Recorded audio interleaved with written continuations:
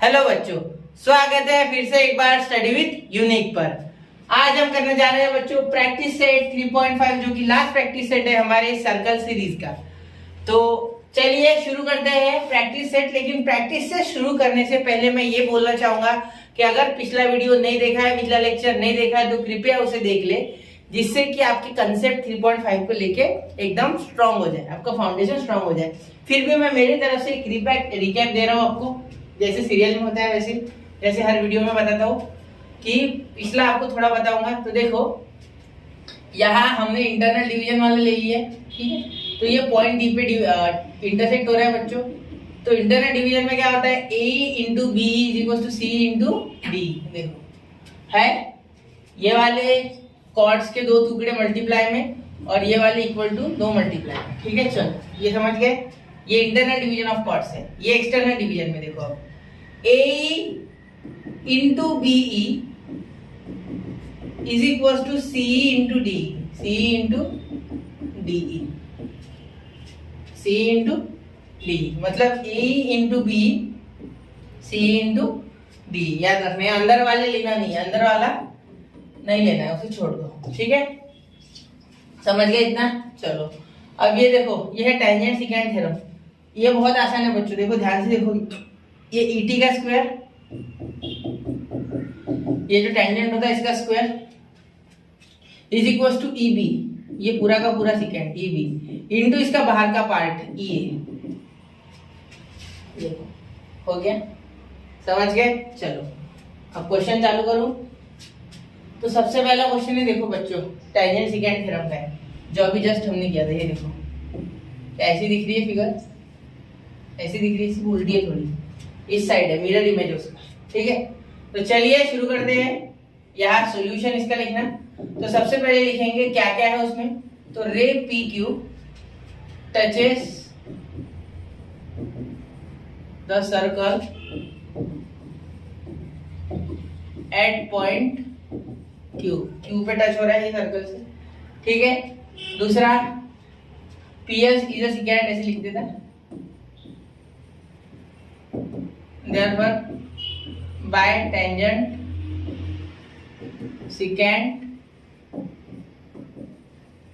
Theorem क्या हो जाएगा बेटा, टेंजेंट सेकेंड थ्योरम से PQ का स्क्वायर, PQ का square is equals to PS into PR। Therefore, ये पूरा इंटू ये टुकड़ा छोटा वाला भाग का बताया था ना, और इसका स्क्वायर टेंजेंट का। तो PQ कितना है, 12 का square is equal to PS कितना है बच्चों, PS निकालना है, और PR कितना दिया है देखो 8। तो PS 144 अपॉन 8। तो 8 से इसे भागोगे, डिवाइड करोगे तो क्या हो जाएगा, 8 1 जा 8, 8 1 जा 8, 8 8 जा 64। तो ये हो गया 18 यूनिट। PS बन गया भाई 18 यूनिट। अब PS के बाद अब क्या निकालना है, अब निकालना है हमें RS। तो देखो PS is equals to PR plus RS, ठीक है। तो PS क्या हो जाएगा हमारा, PS क्या हो जाएगा बच्चों, देखो 18 दिया है बराबर, ये क्यों लिया हमने ऐसे, PRSR collinear, PRSR collinear. PR कितना है बेटा 8 है, और PS हमें पता नहीं, therefore PS is equals to 18, और ये 8 इधर आके प्लस का minus, therefore PS is equals to 10 unit. समझ गए, क्लियर है यहाँ तक, देखो अच्छे से समझ गए, क्लियर है। आगे चलो, चलो ठीक।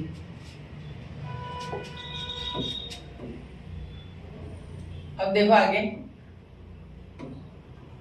इन figure 3.78, in figure 3.78 chord MN and chord RS intersect at point D, point D को इंटरसेक्ट कर रही है, ठीक है। अब यहाँ दो कंडीशन दी है, पहली कंडीशन ये सॉल्व करनी है, दूसरी कंडीशन ये सॉल्व करनी है, ठीक है। तो चलो इसमें हमारे property of chords intersecting inside the circle या इंटरनली डिवीजन ये भी बोल सकते हैं, ठीक है। तो चलो सबसे पहले लिखते, ये पहली वाली केस पहले सॉल्व करते हैं। तो chord MN and chord RS at point D ठीक है। तो therefore by property of chords of internal division या by theorem of internal division of chords ऐसे भी लिख सकते हैं, ठीक है। तो क्या हो जाएगा, dm या md into dn is equal to rd into ds, rd into ds।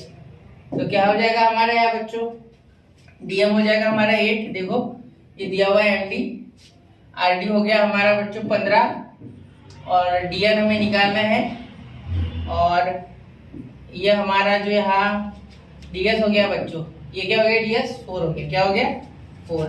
Therefore dn is equal to 15 into 4 upon 8, 4 1 जा 4, 4 2 जा 8। तो देयरफॉर यहाँ dn अगर इसे डिवाइड करोगे तो आ गया 7.5 यूनिट, सेंटीमीटर दिया नहीं क्योंकि, तो हम नहीं लिख सकते कुछ भी, हम यूनिट ही लिखेंगे। तो यहाँ dn आ गया बच्चों, बड़े ही आसानी से पहला वाला सॉल्व हो गया। अब सेकंड वाला सॉल्व करते हैं, ये थोड़ा हटा दूं, चलो इसे सर्कल लेते हैं इस साइड। अब सेकंड वाला देखिए, बीच में एक लक्ष्मण रेखा। तो अब ये सेकंड वाला सॉल्व करेंगे, ठीक है। अब इसमें क्या दिया है, आरएस दिया है, ठीक है, आरएस पूरा दीजिए, इस बार ये पूरा आरएस दे दिया, ठीक है। आगे एमडी आधा दिया है, ये एमडी इतने दिया है, ठीक है, इस बार भी। और डीएन दिया है बच्चों, और डीएस निकालने को बोला है, ठीक है। अब देखो डीएस, अब आरएस पूरा दिया है ना, तो मैं भी एक चाल चलूंगा, ठीक है। देखो कैसी चाल चलता हूँ, देखो मैं वही थ्योरम लगाऊंगा, सेम सेम पूरा, इतना सेम। देखो ये पूरा पार्ट सेम है, देखो दोनों प्रॉब्लम्स में इतना पार्ट सेम है, ये पूरा पार्ट सेम है, ठीक है। तो यहाँ ये कॉपी कर लेना, ठीक है, यहाँ कॉपी कर लो, ये कॉपी क्या करो, ये कॉपी कर लो, ये पूरा पार्ट कॉपी कर लो, यहाँ का यहाँ वैसे के वैसा। मैं आगे का लिखूं, चलो अब इस पे ध्यान दो। आरएस पूरा दिया इस बार आरएस पूरा दिया है, डीएम और डीएन में कोई इश्यू नहीं है, देखो डीएम और डीएन में कोई इश्यू नहीं है, आरएस पूरा दिया है। तो चलो सॉल्व कर दे। आरएस इज सॉरी आरएस नहीं, RD into DS is equal to MD into DN, ठीक है। देयरफॉर अब आरडी का अगर आप देखोगे तो आप आरडी को लिख सकते आरएस माइनस डीएस। देखो मुझे वैसे भी डीएस निकालना है, मुझे डीएस निकालना है, मुझे आरडी चाहिए ही नहीं, मुझे आरडी चाहिए ही नहीं, मुझे आरडी नहीं चाहिए, मेरे लिए आरडी नापसंद है, मुझे आरडी, ऐसा ही बोल सकते हैं आप। तो आरडी मुझे नहीं चाहिए ऑलरेडी, ठीक है। तो आरडी को मैं नहीं लूंगा, मैं ऐसे आरडी की वैल्यू डालूंगा, मैं डीएस की भी डाल सकता था कि आरएस माइनस आरडी, लेकिन कोई जरूरत नहीं है, आप आरडी की वैल्यू डाल लो। जैसे कि देखो अगर मैं चाहूँ तो ये आरएस पूरा है, तो क्या मैं बोल सकता आरडी प्लस डीएस यानी पूरा आरएस, क्योंकि आर डी और एस कोलिनियर है, सही बात है मेरी, ठीक है। तो यहाँ मैं लिख देता हूँ R D is equal to क्या हो जाएगा आरएस, अगर आरएस में से डीएस काट दूं, इसको देखना मत, तो देखो आरडी बचा, आरएस में से डीएस काट दूं तो क्या मैं लिख सकता आरएस माइनस डीएस, आरडी के जगह into DS is equal to MD into DN, सही है। पहले बना लूं फिर वैल्यू डालूंगा, ठीक है। नहीं समझा गया, ठीक है, एक बार वापस देखो मेरे प्यारे बच्चों, ये जो आरएस है आरएस, ठीक है, ये आरएस ऐसी एक लाइन है, देखो आर यहाँ से तो यहाँ तक एस, और ये बीच में आ रहा है बच्चों पॉइंट डी, ये कोलिनियर नहीं है क्या, तो क्या मैं इसे लिख सकता, देखो RS is equal to R D plus DS. तो क्या ये डीएस इस साइड गया तो क्या आरडी की वैल्यू बनने ही जाएगी आरएस माइनस डीएस, समझ रहे हो। देखो ये जो डीएस है ये इधर क्या बेटा, ये कोलिनियर थे, आर डीएस, देखो R DS are collinear, that's why we can write that RS is equal to RD plus DS. अब मैंने आरडी की वैल्यू बनाई, क्यों, क्योंकि मुझे डीएस पूछा है, DS is asked in the problem, तो आरडी की जरूरत ही क्या है, आरडी को हटा दो, तो दैट्स व्हाई आरडी की वैल्यू बना दी, आरएस के फॉर्म में, और आरएस की वैल्यू मेरे पास है 18, तो मैं वो उससे तो कोई डर नहीं रहा। तो देखो डीएस इधर भेज दिया, सॉरी डीएस नहीं आरडी इधर भेज दिया, तो in that case the value of RD is equal to RS minus DS, समझ गए, क्लियर है। और जिसको नहीं समझ रहा हो ऐसे देखो कि आरएस पूरी एक लाइन है, ठीक है, उसमें से डीएस अगर कट कर दोगे ये रेड पार्ट तो आरडी नहीं बचा क्या? फिर अब सोचो, तो इसे मैथमेटिकली कन्वर्ट करना है, समझे? समझ गए ना? एक बार वापस 2-3 बार रिवाइंड करके देखो, आपको पूरा क्लियर हो जाएगा ये हिस्ट्री ज्योग्राफी की, समझ? ठीक है, चलो समझ गए। चलो आगे आप वैल्यू डालेंगे तो आरएस की वैल्यू क्या है बच्चों? 18, डीएस की वैल्यू पता नहीं, इनटू डीएस, और बच्चों एमडी की वैल्यू 9, डीएन की वैल्यू क्या है बेटा? 8, ठीक है। तो यहाँ आप डीएस मल्टीप्लाई करते तो 18 डीएस हो जाएगा, माइनस यहाँ डीएस का स्क्वायर इज इक्वल टू 8 9 जा 72, समझ गए? 8 9 जा 72। अब क्या मैं ऐसे लिख सकता कि डीएस का स्क्वायर उस साइड चले गया तो पॉजिटिव, ये उस साइड चले गया तो निगेटिव, और ये पॉजिटिव 72 इक्वल टू 0 बराबर। ये देखो ये माइनस उधर जाके प्लस, बेटा ये प्लस का उधर जाके माइनस, और 72 ऐसे क्या वैसा इक्वल टू इधर सिर्फ बचा 0, ठीक है, समझ गए? अब आप बोलोगे सर ये साइड बदल दी, अरे सारी की सारी बदली ना मैंने, तो मैंने पहले ही बताया कि अगर आरएचएस और एलएचएस दोनों अगर साइड बदल दिए तो इन दैट केस हम कंसीडर नहीं करते, ठीक है। लेकिन अगर एक ही जना कोई जा रहा है तो उस केस में एक ही अगर कोई पॉलिनोमियल कोई कांस्टेंट कोई जा रहा है तो उस केस में हम कंसीडर करते हैं कि साइन चेंज होने वाला है, ठीक है। स्पीड से हो गया, ये बेसिक है बच्चों, basics of mathematics unique study with unique, ये डाल दो आपको मिल जाएगा वीडियो, ठीक है।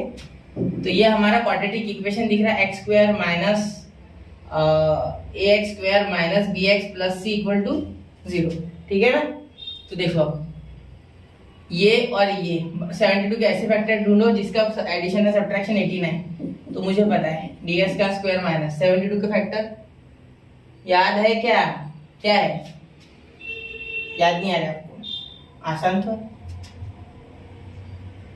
12 एग्जाम 12 सिक्के 72 भूल गए, ठीक है। तो 12 ds माइनस 6 ds, ठीक है। Factorisation, study with unique factorisation method, ये टाइप करो आपको फैक्टराइजेशन मेथड भी मिल जाएगी, ठीक है। ये थोड़ा आपको फैक्टराइजेशन मेथड क्वाड्रेटिक इक्वेशन अगर आता हो अलजेब्रा का चैप्टर तो ये आप ये कर पाओगे, फिलहाल ये आगे की स्टेप्स। अब ये साइन क्यों सेम होते हैं? क्योंकि बीच वाले के एडिशन एडिशन देखो, -12 और -6 बराबर 18 आ गया, मैं प्लस नहीं ले सकता, माइनस ही लेना है, और माइनस इंटू माइनस प्लस 72 भी आता है, और ये पहले के और लास्ट के मल्टीप्लीकेशन करनी पड़ती है, ठीक है। तो ये आपको तभी आएगा जब आपको वो आता हो, तो एक बार study with unique factorisation method type करो, वो भी मिल जाएगा 5-10 मिनट का वीडियो, ठीक है। चलो आगे, अब ये दोनों में से बेटा डीएस कॉमन, क्या बचा? ds माइनस 12, ये माइनस का 6 अंदर बचा तो ds, और ये 6 कॉमन निकल गया 72 में से, तो क्या बचा? 6 1 जा 6, 6 2 जा 12, और ये माइनस, देखो माइनस कॉमन निकला तो ये बन गया पॉजिटिव, ये बन गया बेटा नेगेटिव, क्या बन गया? Negative, therefore. अब देखो क्या मैं ds माइनस 12 ले सकता? हाँ सर बिल्कुल, और दूसरे ब्रैकेट में ds माइनस 6, आपको फैक्टराइजेशन मेथड आती होगी तो ये आगे का जम रहा है आपको, वरना कुछ नहीं समझ रहा आपको, ठीक है। चलो तो फैक्टराइजेशन मेथड सीखे क्या सर? हाँ सीखना है बेटा, सीखना तो सब है बेटा, कभी कभी भी काम आ सकता है ये, तो आगे जब कॉम्पिटिटिव एग्जाम दोगे ना बड़े होने के बाद, जैसे कोई सरकारी जॉब के लिए वगैरह, तब भी रहता है ये सब, ठीक है। तो कोई चीज छूटी नहीं है, मैथ्स तो कभी पीछा नहीं छोड़ेगा लाइफ में, ये समझ गया ना। चलो तो यहाँ से क्या मैं ऐसे लिख सकता हूँ कि ds minus 12 is equal to 0 एक बार, और एक बार ये ds minus 6 is equal to 0 इसके साथ, तो ds हमारा आ गया, या तो 12 है पॉजिटिव है, ये भी वैल्यू पॉजिटिव, और लकीली ये भी वैल्यू पॉजिटिव, मतलब ds 12 भी हो सकता है और ds 6 भी हो सकता है, ठीक है। तो यहाँ ds की 2 वैल्यू आ चुकी है, तो यहाँ क्वेश्चन ही खत्म हो गया, मैंने फालतू लाइन मारी मैंने गलती से। चलो समझ गए पूरा ध्यान में, सेकंड क्वेश्चन क्लियर है? चलो ठीक है, अगला ये देखो, ये थोड़ा डिफिकल्ट जा रहा होगा तो उसके लिए फैक्टराइजेशन मेथड आपको देखनी होगी, ठीक है। चलो आगे थर्ड क्वेश्चन बच्चों, थर्ड क्वेश्चन देखो, in a figure O is the centre of the circle, B is the point of contact, B क्या है बच्चों?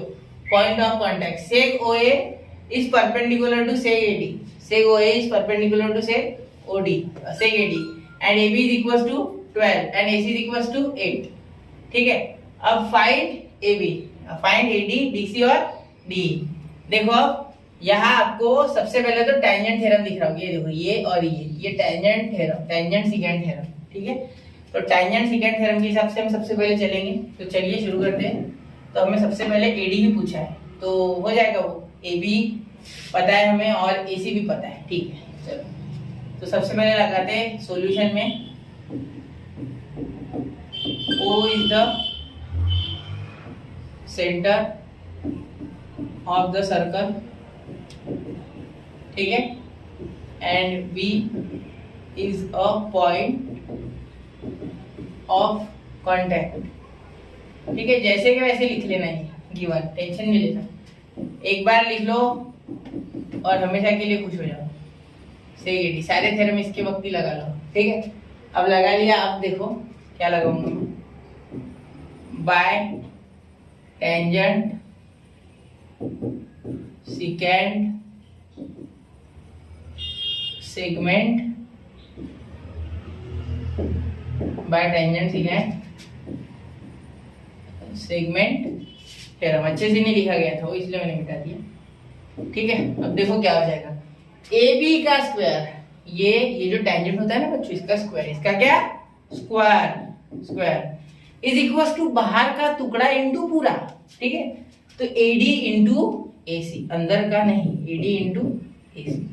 चलो निकालना क्या है, एडी निकालना सबसे पहले। तो ए भी दिया है 12 और ये एसी इधर मल्टीप्लाई इधर आके बच्चों डिवाइड, तो 8 से डिवाइड करेंगे तो एडी, तो ये आ जाएगा एडी आपका 144 अपॉन, ये देखो 12 का स्क्वायर 144 अपॉन 8 आपका हो जाएगा 18 सेंटीमीटर, सेंटीमीटर नहीं यूनिट, तो यूनिट ही देना होगा बच्चों। अनफॉर्चुनेटली यहाँ भी यूनिट नहीं दिया है कि करके ये यूनिट है। मैं यहाँ बॉक्स नहीं बनाता हूँ क्योंकि जगह बहुत कम है और बनाना भी है तो रेड से बनाते हैं। चलो ठीक है, चलो नहीं की और कुछ चलो ठीक है। अब कोई प्रॉब्लम आपको? ठीक, चलो आगे चलो, एक मिनट थोड़ा छोटा, चलो इसे सर्कल साइड में। अब देखो अब मैं अगला करने जा रहा हूँ, जितना समझ गया एडी, फर्स्ट क्वेश्चन सॉल्व हो गया, ये सॉल्व हो गया। अब ये डीसी करेंगे, तो डीसी निकालने के लिए बच्चों अब मुझे एडी में से एसी माइनस करना होगा। देखो एडी है मेरे पास पूरा, इसमें से अगर एसी माइनस करूँ तो क्या मुझे डीसी मिल जाएगा? देखो ये पूरा एडी है, ठीक है, इसमें से अगर एसी माइनस कर दूं तो क्या मुझे डीसी मिल जाएगा? हाँ मिल जाएगा सर, बिल्कुल बच्चे, शाबाश। तो यहाँ मैं लिख सकता हूँ AC is equals to sorry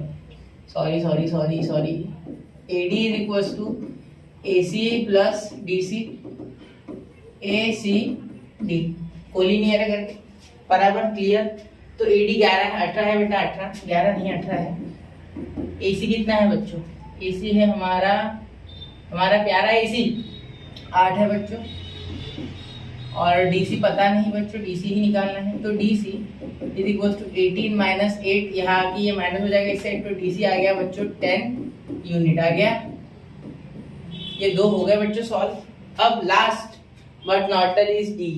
अब D के लिए आपको 9th का एक थ्योरम आना चाहिए बच्चों, ये ऐसे जोड़ दो। अब ये क्या जोड़ा सर? तो आपको 9th का थ्योरम आता है बच्चों? नहीं, क्योंकि उसके सिवा नहीं आता है। जो कॉर्ड होती है ना ड्रॉ बच्चों, कॉर्ड, जो ये ओई कॉर्ड है, ठीक है, ये ओई कॉर्ड एक्चुअली डीसी कॉर्ड है और ओई उस पे परपेंडिकुलर है। ये जो डीसी कॉर्ड है इस पे ओई जो परपेंडिकुलर है ना बच्चों, the perpendicular drawn from the center to the chord bisects the chord means OE is perpendicular to DC। इसका भी नहीं हो रहा है कि DC का दो भाग हो रहा है, मतलब half DC is equal to DE is equal to CE, ये इसका भी नहीं हो रहा है। ठीक है, समझ गए? चलो समझ गए ना? तो अब देखो ये मिटा के आपको वापस एक बार अच्छे से बताता हूँ।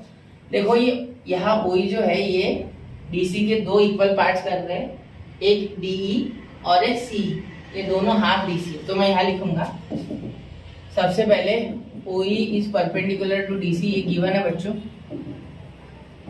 फिर ये क्या है? गिवन है, therefore perpendicular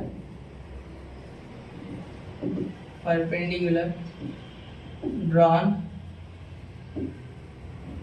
from the center bisects the chord, bisects the chord। ठीक है, इतना लिख सकते हो और लिख सकते हो perpendicular drawn from the centre of the circle to the chord bisect the chord, ऐसा भी लिख सकते हैं। ठीक है, अब ये डी और डी सी निकालने की जरूरत क्या पड़ी, क्योंकि डी तो निकालनी है ना, 100% निकालना। तो क्या हम लिख सकते हैं कि half D C is equal to D is equal to E C. ये स्टार्टिंग में है ना 9th स्टैंडर्ड का जब रिवीजन था, पहला लेक्चर जो मैंने लिया था, उसमें शायद ऐसा ही दो थ्योरम थे, 9th के थ्योरम उन्होंने रिवाइज करवाए थे, शायद इसीलिए करवाए थे। ठीक है, कि अब तक तो इसका कोई काम नहीं पड़ा। ठीक है, तो इसलिए बोलता हूँ ज्योमेट्री में हर एक चीज आनी चाहिए, जमा करके लाना पड़ता है, हर एक चीज दिमाग में, ब्रेन में जमा होनी चाहिए।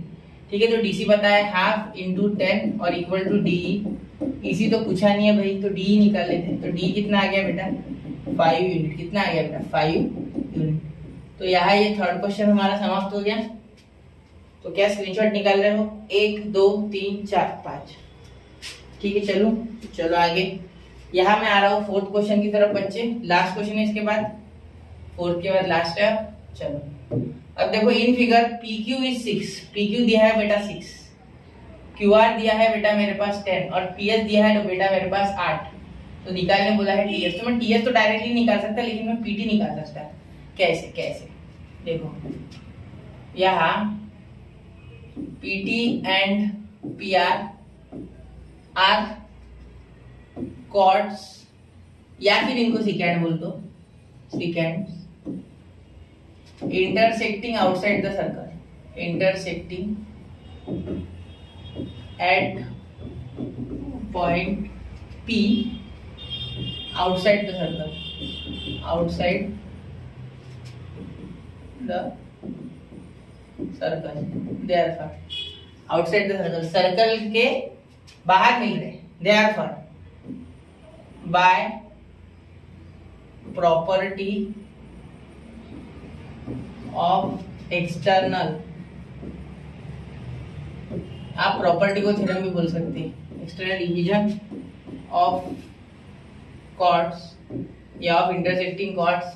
ठीक है, देयरफॉर वी कैन राइट ये पूरा, ये पीटी पूरा इनटू ये पीएस टुकड़ा छोटा वाला इज इक्वल टू ये पीआर पूरा इनटू ये छोटा वाला बाहर का टुकड़ा पीक्यू। टुकड़े बाहर के ही लेने हैं, अंदर के नहीं। ये लेना, अंदर का मत लेना। ठीक है, और पूरा ले लेना।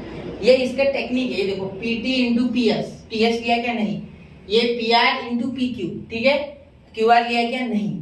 ये इसका टेक्निक है बच्चों, ये याद रखने की टेक्निक है। अगर आपको थ्योरम नहीं जमता है तो इन दैट केस आप प्रॉपर्टी का डायरेक्ट थोड़ा बहुत प्रैक्टिस करके याद रख के कुछ ट्रिक लगा के उसे अच्छे से याद दिमाग में सेट करो, जिससे कि आपको आसान हो।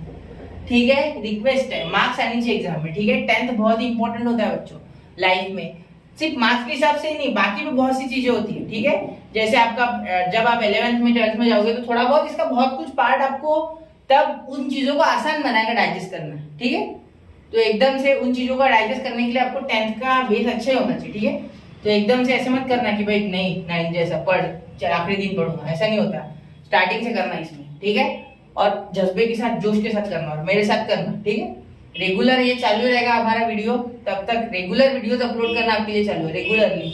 तो सारे चैप्टर कराऊंगा, मैथ्स के और साइंस के भी कराऊंगा अब जल्दी ही, एक बार ये मेरा मैथ्स का खत्म हो जाए। ठीक है, तो पीएस हो गया 8, पीआर कितना हो गया बच्चा, पीआर दिया है क्या, पीआर नहीं, पीक्यू दिया है, पीआर तो दिया है क्या, पीआर नहीं दिया। ठीक है, तो पीटी भी नहीं दिया, पीटी पीक्यू दिया है फिर, और यहाँ पीएस दिया है ना, पीएस दिया है, यहाँ पीआर नहीं दिया तो क्यूआर दिया। ठीक है, तो अब पीआर निकाल सकता है। देखो क्यू, अब वापस मिटाना मत, ये पीआर निकालना कैसे, देखो पीआर इज इक्वल टू, देखो PR is equal to PQ plus QR, क्योंकि देखो पीक्यूआर एक ही लाइन में, तो पीआर सबसे बड़ा है। देखो पीआर रेड से कर रहा, PQ plus QR is equal to PR. तो यहाँ लिख देंगे हम, यहाँ क्या लिखेंगे अब, इसके जगह पीक्यू प्लस क्यूआर, सीधा यहाँ, और पीक्यू हो जाएगा हमारा 6।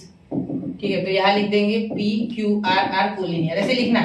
देखो कहीं भी अगर आप थ्योरम लगा के अटक जाओ तो वापस से मिटा के चालू मत हो जाना, सब कुछ दूसरा रास्ता ढूंढना जिससे कि सांप भी मर जाए और लाठी भी ना टूटे। तो पी क्यू कितना है बच्चों, 6, और क्यू आर कितना है हमारा 10, और ये इंटू 6, तो यहाँ 8 डिवाइड में चल जाएगा, तो PT is equal to 16 into 6/8। तो 8 1 जा 8, 8 2 जा 16, 2 6 जा 12। तो PT आ गया हमारा 12। ठीक है, PT कितना आ गया बच्चों? 12। अब क्या PT चाहिए था? नहीं, हमें चाहिए था TS। तो TS कैसे निकालेंगे? तो देयरफॉर TS, तो TS से अच्छा मैं PT लिखता है, जिससे कि आपको डाइजेस्ट करने में आसानी हो। PT is equal to PS plus TS। देखो लिखते हो क्यों लिखा? P S और T कोलिनियर है। P S और T कैसे है बच्चों? कोलिनियर है। कैसे? कोलिनियर है। ठीक है, तो देखो PT is equal to PS plus TS यानी ST। ठीक है, तो इसीलिए मैंने लिख दिया है TS। तो ये 12 और PS कितना है बच्चों? PS दिया है 8, तो ये प्लस TS। तो TS कितना आ गया बच्चों? TS is equal to 12 minus 8, तो कितना आ गया? 4 यूनिट। 4 यूनिट TS आ गया हमारा 4 यूनिट। ठीक है, हो गया सॉल्व। PT भी निकल गया, TS भी निकाल गया। PT को मैंने TS के लिए निकाला, वरना PT की पूछा नहीं था स्पेशली। ठीक है, चलिए तो स्क्रीनशॉट निकाल रहे हो। 1 2 3 4 5 नोट्स बना रहे हो ना? बनाते रहो, बहुत अच्छी बात है। ठीक है, अब last but not the least, ये क्वेश्चन देखे बराबर बहुत से बच्चे छोड़ देंगे। क्यों सर? प्रूव दैट है ना। दिमाग कौन लगाए इतना? दिमाग लगा ले बेटा, पेपर में आपको अलग अलग तरीके के प्रूव दैट आते हैं। और बोर्ड में तो खासियत है कि ज्योमेट्री के लास्ट क्वेश्चन 2 आते ही नहीं, बच्चों को करते ही नहीं हो। 85% या 80% बच्चे छोड़ के आए। चलो चालू करो सॉल्व करना। चलो ठीक है, अब सबसे पहले देखो सेक EF इज अ डायमीटर। ये EF क्या है बच्चों? डायमीटर है। EF क्या है बच्चों? डायमीटर है सबसे पहले। ठीक है, ये याद रखना कि EF है हमारी डायमीटर। ठीक है, अब क्या बोला है? DF is a tangent. हाँ, टेंजेंट लिख ली मुझे। चलो ठीक है, ये भी सही है। ठीक है, और क्या बोला है? Radius of the circle is R, मतलब ये EH भी R हो गई और HF भी R हो गई।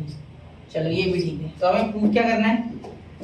टू प्रूव है हमारा कि D into G is equal to 4R²। तो चलो अब गिवन लिखते सबसे पहले। इस क्वेश्चन में गिवन लिखना होगा। मैं चाहूँ तो यहाँ टिक मार्क मार के भी दे सकता था, लेकिन अब क्या है, एक दूसरे के लिए क्या देखना।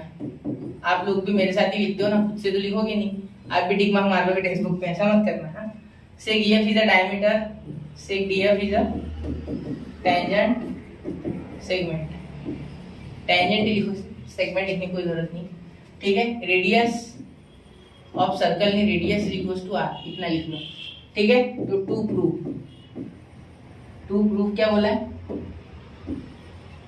टू प्रूफ है हमारा DE into G is equal to 4R का स्क्वायर। समझ गए यहाँ तक? चलो आगे चलो, पूरे तरीके से तैयार हो। चलो प्रूफ लिखता है। देखो प्रूफ इतने में बैठ जाएगा, प्रूफ मुश्किल नहीं है इसका। ठीक है, प्रूफ आसान है। सिर्फ आपने अगर दिमाग के घोड़े दौड़ाए होगे तो आपको टेंजेंट थ्योरम तो दिख ही गया होगा इसमें कि भाई टेंजेंट है और ये रेडियस है HF। तो क्या मैं ये बोल सकता था? देखो मैं ऐसे लिखूंगा कि DF is a tangent and HF deluxe नहीं, HF is a radius of circle। ठीक है, therefore HF perpendicular DF, HF perpendicular DF by tangent theorem. समझ गए ना? By tangent theorem HF is perpendicular to DF। ठीक है, ये आराम से समझूंगा ये क्वेश्चन। ठीक है, मुश्किल नहीं है लेकिन समझना है अच्छे से। अब ये हो गया। अब देखो अब आगे मुझे यहाँ टेंजेंट सेकेंड थ्योरम भी दिख रहा है, टेंजेंट सेकेंड सेगमेंट थ्योरम, कि मैं ये भी बोल सकता है कि DF का square is equal to DE into DG। ठीक है, तो पहले तो ये परपेंडिकुलर वाला लगा लेते हैं। परपेंडिकुलर के कारण ये 90 हो गया, तो ये मुझे पाइथागोरस थ्योरम जैसा दिख रहा है। तो in triangle DFE angle DFE equal to 90 degree कहाँ से लाए? HF परपेंडिकुलर DF, ऊपर ही प्रूफ किया। देयरफॉर बाय पाइथागोरस थ्योरम क्या हो जाएगा बच्चों? D का स्क्वायर, ठीक है, is equals to D F का स्क्वायर, क्योंकि ये देखो ये 90 का अपोजिट डी, तो ये हाइपोटेनस हो गया, ठीक है, डी एफ का स्क्वायर प्लस ई एफ का स्क्वायर, ठीक है। तो डी कितना हो गया बेटा, डी आपका यहाँ दिया ही नहीं कुछ, जैसे कि मेजर थोड़ी निकालनी है, प्रूव करना है, ठीक है, यही छोड़ दो इसको, क्योंकि आगे तो कुछ है नहीं करना, तो इसे नंबर 1 दे दो, ठीक है। चलो अब आगे प्रूफ करें, ये सरका लो इधर थोड़ा, चलो ठीक, जगह चाहिए थी मुझे इसलिए सरकाया, बाकी कुछ नहीं, ठीक है, ये समझ गए। चलो अब एक चीज और देखो कि यहाँ हो गया, अब मैंने आपको बोला था ना वो टेंजेंट सिकेंड थ्योरम, तो उसे लगा के देखते, जो टेंजेंट सिकेंड सेगमेंट थ्योरम, अब हम टेंजेंट सिकेंड सेगमेंट थ्योरम लगाने जा रहे हैं। डीएफ का स्क्वायर, देखो बेटा डीएफ का स्क्वायर मतलब जो टेंजेंट है उसका स्क्वायर, और सिकेंड का मतलब जो कॉर्ड है उसका डीई, मतलब बाहर वाला पूरा, into easy, into easy, easy लेंगे नहीं डीजी लेंगे, बाहर का लेंगे, बोला था, याद रखो, फिर भी नहीं याद रहा, अंदर का नहीं बाहर का लेना है, ठीक है। अब देखो यहाँ आपको इन दोनों में कुछ सिमिलरिटी दिखती है क्या, सबसे पहले तो ये देखो, ठीक है, तो मुझे यहाँ भी डी दिख रहा है, यहाँ भी डी इंटू डी जी दिख रहा है, और मुझे एक डी वैसे भी कॉमन निकालना है क्योंकि मुझे एक ही चाहिए, तो मैं क्या करूंगा, यहाँ ये साइड और ये साइड इसे सीधा लिख लेता, मैं इस तरीके से इसे लिख लेता, देखो इसे लिखने का तरीका बदल देता, DE into E G is equal to D F का स्क्वायर, इसे नंबर 2 दे देता, ठीक है। तो इक्वेशन 1 माइनस 2, इक्वेशन 1 में से 2 काट दो। अब मैंने ऐसे क्यों लिखा बेटा इसको इस तरीके से, क्योंकि d कॉमन निकल जाएगा, ठीक है।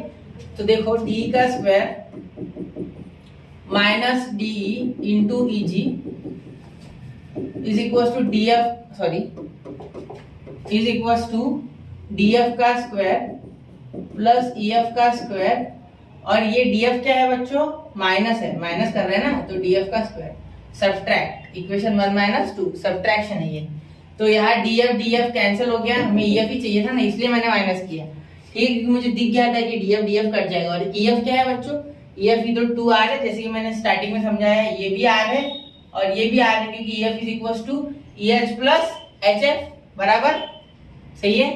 तो EF is equal to EH plus HF, तो मैं यहाँ ईएफ की जगह पे लिख सकता 2r का होल ब्रैकेट स्क्वायर, देखो ईएफ पूरा डी है, क्या है डी, तो ईएफ अगर डी है तो क्या मैं ऐसे बोल सकता कि ये जो EH प्लस HF जो R है, R प्लस R 2R, और D is equal to 2R ही तो होता है, तो इसलिए मैंने यहाँ लिख दिया 2R, ठीक है, क्योंकि EF है D, EF is equal to D, समझ गए, देखो है ना, ये डायमीटर नहीं है ये, और ये दो मिलके छोटी छोटी रेडियस, समझ गए। चलो तो ये देखो D कॉमन निकाल लिया, तो अंदर क्या आ जाएगा, DE minus EG, D minus easy, D common निकल गया, तो अंदर क्या आ गया, डी माइनस इजी, और डी माइनस इजी क्या हो जाएगा बेटा, डीई माइनस इजी हो जाएगा डीजी, तो ये देखो DE into DG is equal to 2 को 4 और यहाँ 4r का स्क्वायर, तो हो गया डीई इंटू जीई, तो हमने डीजी ला लिया है ना, जी चाहिए था, तो क्या डीजी सही नहीं है, तो एक मिनट, डीई माइनस, तो डीई इंटू जी, जी चाहिए था ना, जी, तो जी नहीं आया बच्चों, एक मिनट थोड़ा सा देख लेते एक बार इसको क्यों नहीं आया, जी, तो यहाँ हमने क्या लिया था, डी इंटू जी, यहाँ हमने यहाँ इजी ले लिया ना, यही तो गलती हो गई। देखो बच्चों थोड़ी सी यहाँ मिस्टेक हो गई थी कि यहाँ मैंने इजी ले लिया था, जबकि यहाँ चाहिए था बच्चों डीजी, क्या चाहिए था बच्चों, डीजी, तो यहाँ भी डीजी हो जाएगा, और डीजी माइनस हो जाएगा यहाँ, तो क्या हो जाएगा फिर, यहाँ इजी आ जाएगा, therefore DE into EG is equal to 4r का स्क्वायर। तो इस तरीके के खुद से खुद की गलती डिटेक्ट करना सीख लो, समझ गए। चलो तो ये थोड़ा गंदा हो गया, एडजस्ट कर लेना डी, मैं इसको बनाने की कोशिश करता हूँ फिर भी, अच्छा डी, और ये भी डी, ठीक है। अंदर का थोड़ा सा मिटा डालता उसमें ना, एक मिनट, अंदर का मसाला थोड़ा मिटा दो, एक बार मिटा देता है पूरा, और यहाँ का भी डी मिटा देता है, वापस से बना। चलो देखो अच्छे से वापस से बना था, तो ये भी डी और ये भी डी, ठीक है। तो ऐसे ही पढ़ते रहो बच्चों। ये प्रैक्टिस सेट यहाँ खत्म होता है और अच्छे से नोट्स बनाओ इसकी, और सर्कल भी यहाँ खत्म होता है तो प्रॉब्लम सेटअप लाएंगे अगला। ठीक है, तो तब तक के लिए शुभकामनाएं आपके साथ है मेरी। पढ़ते रहे, आगे बढ़ते रहे। जय हिंद, जय भारत।